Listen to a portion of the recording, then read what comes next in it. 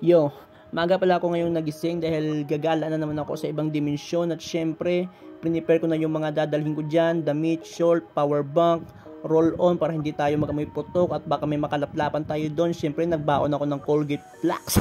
Gago. At ayan, bago ako umalis, syempre, out chick fit.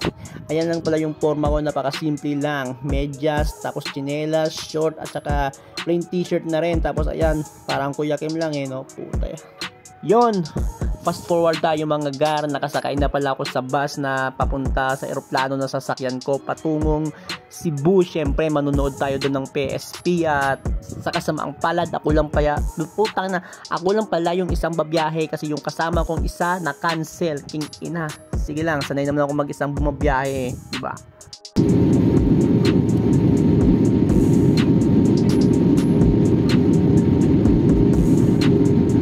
At yung pagka-landing nga pala ng ay puta chicks, mainit-init pa. Pagka-landing nga pala ng eroplano, dumiretso ko sa CR para videohan yung purmahan ko, titignan ko kung malupit ba o hindi. Puta. Pagkadating ko pala ng airport, nagpahinga lang ako ng ilang oras at pagsapit ng 4 PM ay bumiyahe na ako papuntang venue at doon kami nagkita-kita ng mga pinsan ko na taga dito at sila pala yung kasama ko ngayong manood ng PSP. Ilang minuto lang nga ang lumipas, ayan, nakuha ko na yung ticket na pinareserve ko kay Penpluma. Pagtungtungan ng 6 PM, ayan, pumunta na kami dito sa 3rd floor kung saan gaganapin yung mismong event. Ayan, marami nang nakapila kasi napakalakas at napakaganda talaga ng line up ngayon. So ayan, pagpasok ko pala, napakarami ng tao at nagpe-perform yung idol natin na flip-top tryouts champion, 2x2 champion at 2020 isa buhay champion at ang may-ari ng Motos Battle League na si MZai.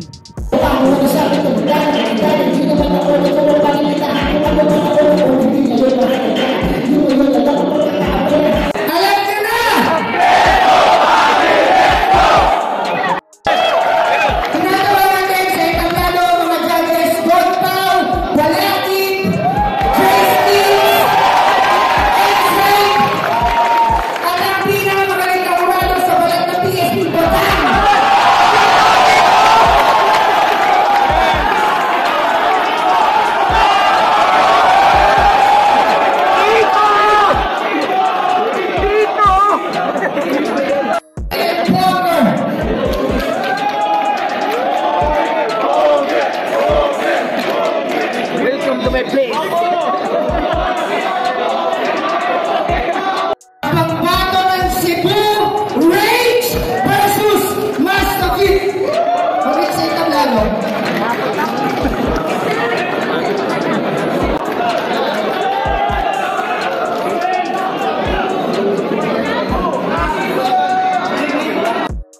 At yun, pagkatapos nga pala ng ilang mga solidong battles, pumunta ako dito sa staff at bumili ako ng pangil sa pangil shirt. Syempre para may remembrance tayo dito at sinukat ko agad. Ayan, kita nyo naman. Yan, bagay na bagay sa akin. Puking ina, huluya. At yun, kahit di pa natatapos yung break time at di pa nag-uumpisa yung mga susunod na battle ay bumalik na ako dito sa pwesto ko. Ayan, malapit lang sa stage kasi ang sarap panoorin pag nasa malapit ka. Yun lang, geng geng. Tinatawagan sa entablado Agatay Pagam!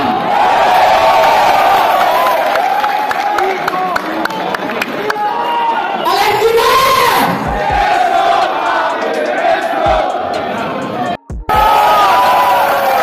Champion ng Sulugan, Zaki!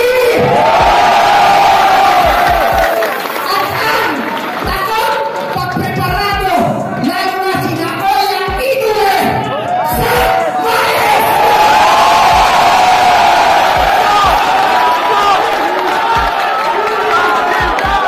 Buhay champion ang class at ang muling isa buhay champion as of the moment, Invictus! One of the most youth battlers as of the moment, Tiram at tinatawagan ang isa buhay 2020 champion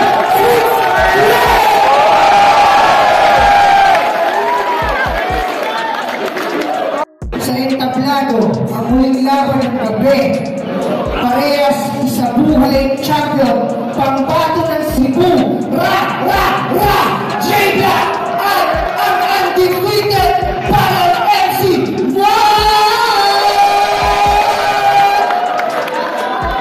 At yun, pagkatapos ng ilang solid na battle, ayan, palabas na nga kami at namigay pala si Boss Pibos ng tigwa 100 para sa lahat ng nanood dahil birthday ng kanyang anak. Yeah, tigwa 100 kami. At yun, habang nandito kami sa labas, nakita ko si Badang! Gapinalak siya, may gapinalak. Pero solid na si Badang, daskal.